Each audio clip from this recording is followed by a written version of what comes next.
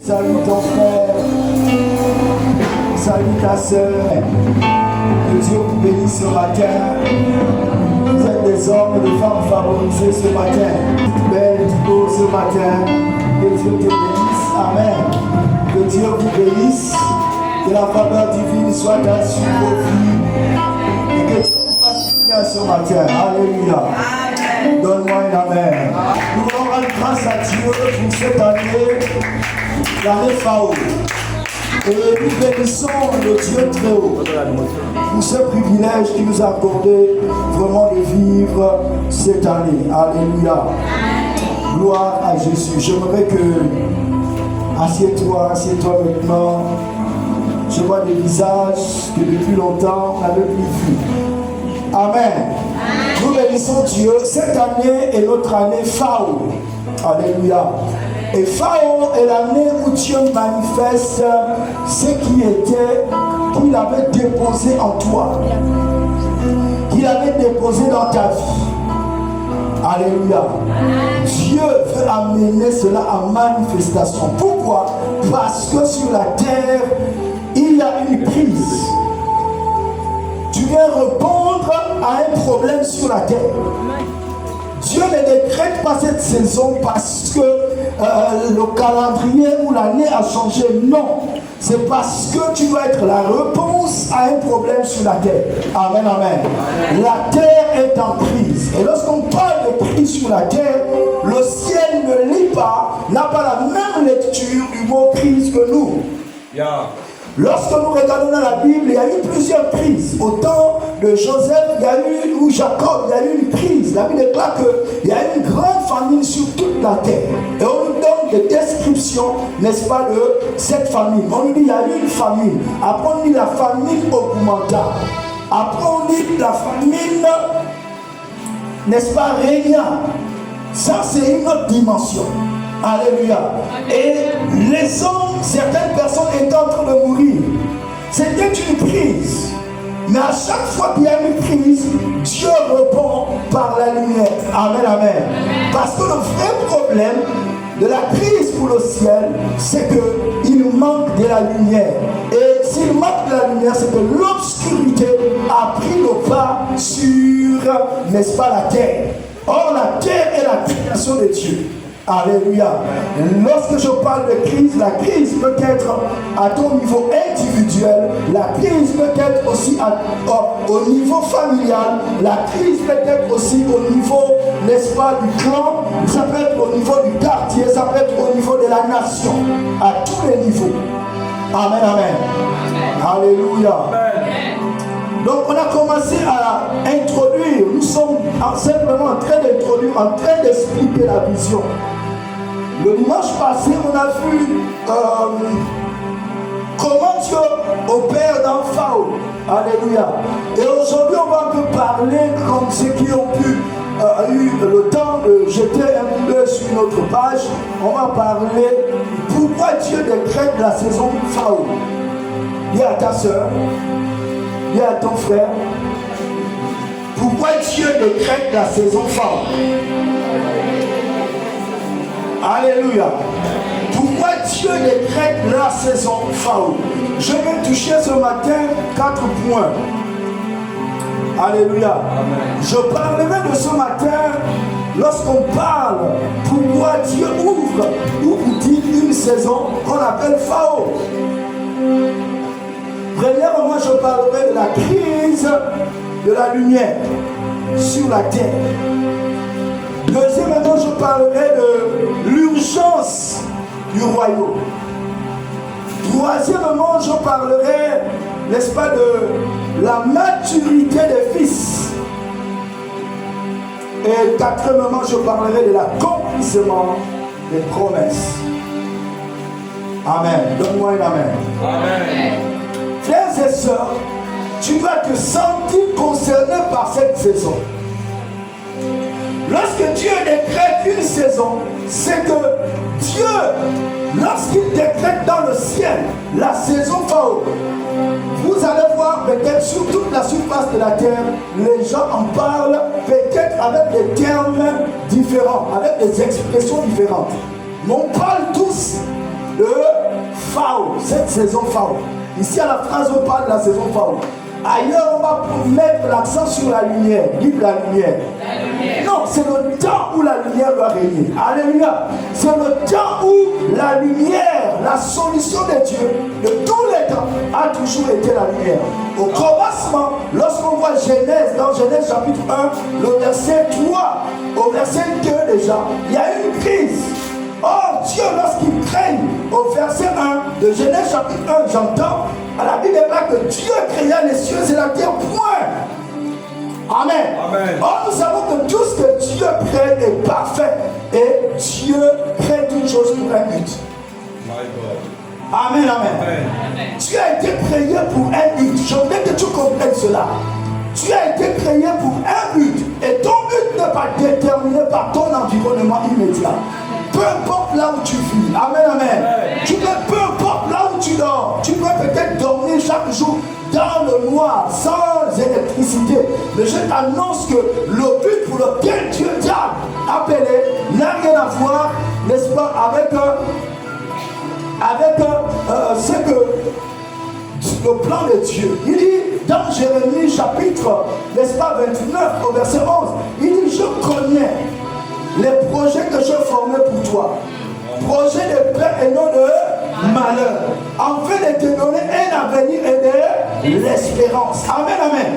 Donc il y a un avenir, il y a de l'espérance. Dis à ta soeur. Non, regarde bien ta soeur. Dis: il y a un avenir. Il y a de l'espérance. Parce qu'il y a un plan au ciel pour toi. Dieu a un projet au ciel pour toi. Alléluia. Tu dois comprendre cela. Et lorsque tu es né, tu es venu sur la terre, cela a été comme effacé. Mais béni soit Dieu que tu te reconnectes avec Dieu pour que ce plan commence à s'activer dans ta vie. Amen. Amen, amen. Voici pourquoi tout homme sur la terre est censé être une solution aux ténèbres. Donc, lorsqu'on regarde le verset de Genèse chapitre 1, on dit que la terre, subitement la terre était devenue forte. Le ciel est resté intact, mais la terre est devenue forte. Et il y a eu l'obscurité, les ténèbres qui sont venues couvrir la terre. C'était la première crise dont Dieu, n'est-ce pas, va résoudre. Et fera face vis-à-vis de sa création. Et il dira au verset 3, la Bible est là que il dit, et Dieu dit, que la lumière soit. Lorsque vous regardez, lorsque le verbe dit, écoutez, le verbe dit, c'est le verbe amar, qui signifie appeler. Amen, amen. Qui signifie introduire, présenter. Donc ici, ce n'était pas encore dans l'ordre de la création. Dieu était en train d'introduire la lumière comme étant une personne. Amen. À chaque fois que l'œuvre de Dieu est maintenue dans les ténèbres, à chaque fois que l'œuvre de Dieu est maintenue dans la captivité, la solution de Dieu, c'est la lumière. Dites-lui la lumière. La lumière. Dites la lumière. La lumière. Alléluia. C'est la lumière que tu introduis et qui éclaire. Et permettez-moi juste d'expliquer le plus simplement possible. Alléluia. Et lorsque la lumière vient, c'est pour séparer, c'est pour mettre, faire cesser le règne de ténèbres. Lorsque la lumière était venue sur la terre, les ténèbres ont libéré la terre. Amen, amen. C'est ainsi que Dieu va commencer à créer la terre. Il va réformer tout ce qu'il avait fait, comme vous connaissez. Amen. Toute la création. Dieu va reprendre la gloire de la création. Mais cette fois-ci, Dieu ne laissera plus la création comme ça. Il va introduire un être qui va s'occuper de la terre. Dites la terre. Le problème, c'était les ténèbres. Dieu savait que les ténèbres étaient dans l'environnement de la terre. Amen. Donc, il ne fallait pas laisser la terre vivre. Que fit Dieu? Genèse chapitre 1, verset 26. Il dit: faisons l'homme à notre image, à notre ressemblance. Amen, amen. Amen. Maintenant, au verset, là, Dieu venait de te créer, Dieu venait créer l'homme en tant qu'esprit. Et nous savons que Dieu est lumière. Amen, amen. Amen. Dieu est lumière, frères et sœurs. Donc, l'esprit qui venait d'être créé là, c'est un esprit lumineux. Amen, amen. C'est un esprit qui, plus qu'il cet esprit sortait de Dieu. Amen. Ne peut répondre, j'ai formulé cela mieux, ne peut répondre au problème de la création de Dieu, c'est la lumière. Mais maintenant, lorsque Dieu crée, il faisait l'homme à notre image, l'homme était à l'image de la lumière de Dieu. Et l'homme sortait de Dieu directement. Je voudrais insister à ce niveau, parce que tu ne saurais être la solution sur la terre, là où les ténèbres ont miné toutes les sphères sociétales. Je voudrais que Laura, tu me prépares Éphésiens chapitre 6, le verset 12 précisément. Si tu peux lire dans la version Parole vivante, mais lis d'abord dans ta version. Ça va nous aider ce matin. Donc comprenez ceci. Les ténèbres, c'est une organisation. Les ténèbres ici, lorsqu'on parle de ténèbres, on parle du royaume des ténèbres. Ne vous y méprenez pas.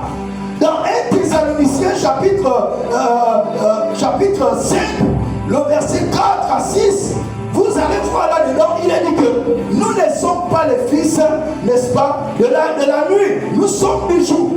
Amen, amen. Donc il y a les fils de ténèbres et il y a les fils de la lumière. Donc ici, la lumière de Genèse chapitre 1 et les ténèbres de Genèse chapitre 1, ce sont deux êtres. Amen, amen. Il y a un être qui s'appelle la lumière, il y a un être aussi qui s'appelle les ténèbres. Donc lui, partout il se passe, il introduit les ténèbres. Partout il passe, il impose les ténèbres. Donc lorsqu'on parle de ténèbres, c'est une organisation satanique. C'est une organisation. Parce que nous sommes comme nous-mêmes limités à la sphère, n'est-ce pas, terrestre. La sphère physique. Frère, au-delà de la sphère physique, il y a des sphères invisibles. Il y a des sphères invisibles que toi tu ne soupçonnes même pas. Le surnaturel est posé sur le naturel. Voici pourquoi on dit surnaturel. À chaque fois que tu marches, il y a deux dimensions. Tu marches dans deux dimensions. Est-ce que vous comprenez? Amen. Amen, amen. Donne-moi un amen. Amen. Donc, les 5 organisations dont je parle, que ce soit la lumière, que ce soit les ténèbres, travaillent dans les autres dimensions qui échappent à notre œil, à notre regard. Amen, amen. Amen. Tu ne vois pas les actions, par exemple, que les sorciers posent la nuit, mais tu vois seulement les manifestations le jour. Pourquoi? Parce que la terre a été créée pour une expérimentation. Que les esprits viennent expérimenter la vie naturelle. Vous comprenez ce que je suis en train de dire? Amen. Les esprits viennent sur la terre pour expérimenter la vie naturelle. Ce n'est pas pour expérimenter la vie spirituelle. Nous ne sommes pas sur la terre pour expérimenter la vie spirituelle, mais pour expérimenter la vie naturelle.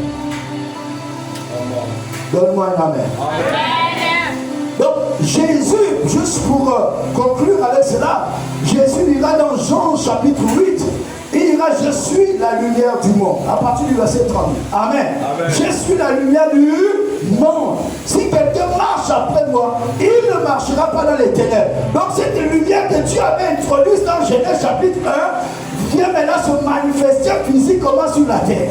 Amen, amen. Et elle a marché au milieu de nous. Voici pourquoi dans 1 Jean chapitre 3, le verset 8, il est dit: le Fils de l'homme est apparu afin de détruire les œuvres des ténèbres. La lumière est apparue afin de détruire les œuvres des ténèbres.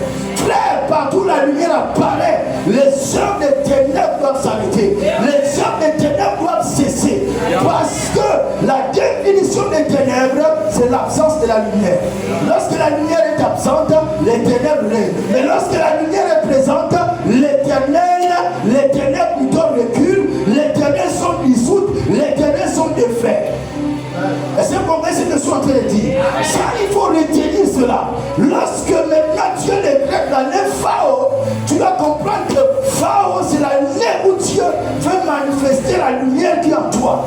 L'année où Dieu veut accélérer les choses qu'il a déposées d'avance en toi. Dieu ne va jamais accélérer ce qu'il n'a pas déposé en toi.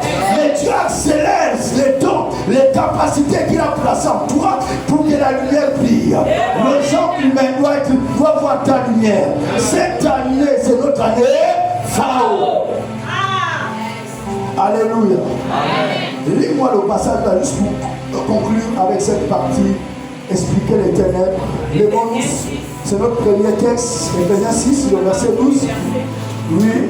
Non, ce n'est pas contre les êtres humains que nous devons lutter. On dit quoi? Non, ce n'est pas contre les êtres humains que nous devons lutter. Oui. Mais c'est contre les forces très puissantes. Mais c'est contre les forces très puissantes. Qui ont autorité et pouvoir. Qui ont autorité et pouvoir. Nous devons lutter contre lui. Écoutez, nous devons lutter contre les puissances qui dirigent le monde de la nuit. Oui. Contre les esprits mauvais qui habitent entre le ciel et la terre. Contre les esprits mauvais qui habitent entre le ciel et la terre. C'est pourquoi. Prenez toutes les armes. Ok, merci. Est-ce que quelqu'un a une version parole vivante? Parce que lisons cela dans une autre version. Version parole vivante. On sait un peu ce que lui seconde dit. Allons-y dans 8 secondes. Car nous n'avons pas à lutter contre la chair et le sang. Car nous n'avons pas. Cherche-moi la version. Ça, c'est parole de fille. Je suis en train de chercher une version. Oui. Allons-y. Car nous n'avons pas à lutter contre la chair et le sang. Car nous n'avons pas à lutter contre la chair et le sang. Mais contre les dominations. Mais contre les dominations. Contre les autorités. Contre les autorités. Contre les princes de ce monde de ténèbres. Contre les princes de ce monde de ténèbres. Contre les esprits méchants dans les lieux célestes. Contre les esprits méchants dans les lieux célestes. Oui. Le Seigneur, allons-y. Car nous n'avons pas à lutter contre les êtres de chair. Car nous n'avons pas, écoutez, notre combat n'est pas contre les êtres de chair. Même si on te dit que c'est ta mère, c'est ton père, c'est ton oncle qui te mange en sorcellerie, ton combat n'est pas physique contre lui. Mais ton combat est contre les esprits de la sorcellerie qu'il utilise. Est-ce que vous comprenez ce que je suis en train de dire? Ce sont les esprits qu'il exploite, mais ce sont ces esprits-là qui sont tes ennemis. Ce sont tes esprits-là. Amen, amen. Donc tu as fait. Alléluia. Parce que lui, c'est la chair et le sang. Allons-y. Car nous n'avons pas à lutter contre les êtres de chair et de sang, Oui. mais contre les puissances, contre les autorités, contre les esprits du mal dans le monde céleste. Ok. Écoutez, j'ai lu une autre version, sûrement une ancienne version de la parole vivante. Elle dit ceci. Nous n'avons pas à lutter contre la chair et le sang, ou contre les hommes. Mais nous avons à lutter contre les esprits méchants, les dominations qui influencent la mentalité des hommes, qui influencent les pensées des hommes. Est-ce que vous comprenez? Donc le royaume des ténèbres est une organisation dans le monde spirituel qui influence la mentalité des hommes, qui influence les pensées des hommes. Comment les hommes doivent penser sur la terre, comment les hommes doivent se comporter sur la terre. Et dans chaque pays, il y a des princes, il y a des autorités de domination, il y a des princes dans chaque quartier. Et ce sont eux qui influencent les mentalités des personnes qui vivent sur cette terre. Voici pourquoi vous verrez des quartiers, le même pays, mais de quartier en quartier, le comportement change. Qu'est-ce qui fait cela? Dans le monde invisible, il y a des esprits qui influencent les mentalités. Est-ce que vous comprenez? Amen, amen. C'est cela lorsqu'on parle, à chaque fois qu'on parlera du royaume des ténèbres, c'est de cela dont il s'agit. Ils ont un agenda, ils ont un programme, et leur programme, c'est amener les hommes à se rebeller contre Dieu. Aujourd'hui, il y a tout un déséquilibre. On parle d'une grande crise sur la terre. Il y a un des effondrements, l'hégémonie de certaines puissances qui ont régné depuis plus de 50 ans. Aujourd'hui, tout est en train d'être ébranlé. Alléluia. Ce n'est pas, comment on appelle ça, une cachette, quelque chose, c'est connu sur Internet et autres. Alléluia. L'hégémonie américaine avec le dollar, tout en train de vaciller. La Russie, la Chine, n'est-ce pas, ainsi de suite, sont en train de monter en puissance. Donc, les cartes sont en train d'être bouleversées. Alléluia. Et on est en train de partir vers une crise. Donc, tout le monde craint que là, on est au bord de la 3e guerre mondiale. Parce que c'est une guerre nucléaire. Est-ce que vous comprenez ce qu'ils sont en train de dire? Donc, il y a une crise sur la terre. Qu'est-ce qui leur amène à penser comme cela? Qu'est-ce qui influence leur mentalité? C'est la question que vous devez vous poser. Peu importe le bord, je vous l'annonce que s'ils sont pas de la lumière, s'ils ne portent pas la lumière, peu importe le bord où ils sont, il y a un agenda dans le royaume des ténèbres qui est en train d'être exécuté. Est-ce que vous comprenez ce qu'ils sont en train de dire? Alléluia. Donc nous devons être vigilants. Voici pourquoi la Bible déclare, voici pourquoi Dieu vient décréter Phao. Il ouvre une saison Phao, où des hommes et des femmes doivent s'élever. Qui a entendu parler qu'à un moment donné, il y a un pays qui s'est levé, n'est-ce pas, de l'Occident. Il disait qu'on va aller maintenant attaquer le Nigeria. Pourquoi? Parce qu'ils sont en train d'oppresser les chrétiens. Est-ce que vous comprenez ce que je suis en train de dire? Frères et sœurs, qu'est-ce qui inspire cette mentalité? Mais en vérité, lorsque vous regardez derrière cette crise, les gens sont prêts à tout pour avoir des richesses. Les gens sont prêts à tout. Ils sont prêts à tout pour vendre leurs armes. Vous pensez qu'ils créent des armes pour aller les vendre à qui? Il faut la guerre. Alléluia. Il y a quelqu'un qui était venu ici, un militaire étranger. Il est arrivé sur le territoire, il a fait peut-être 2 semaines. Il dit, c'est quoi ces pays où il n'y a même pas de guerre, rien ne bouge? Après, il est parti ailleurs. Oui, parce que lui gagne de l'argent parce qu'il y a la guerre.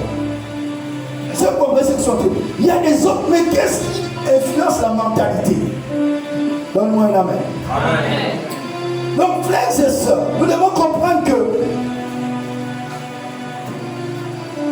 j'aimerais que l'on lise maintenant encore 2 textes et on va couler. Jean chapitre 1, le verset 5. Un seul verset. Et Ésaïe 60, le verset 1 à 2. Allons-y. On va lire un peu beaucoup aujourd'hui. Jean chapitre 1, le verset 5.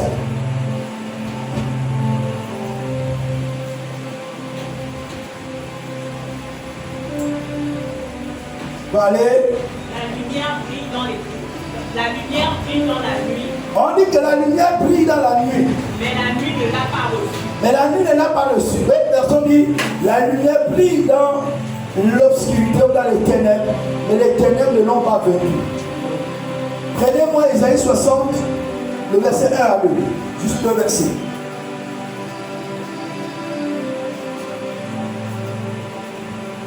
Ésaïe 60. Ésaïe 60. Oui. Verset 1 à 2, la Bible déclare. Merci.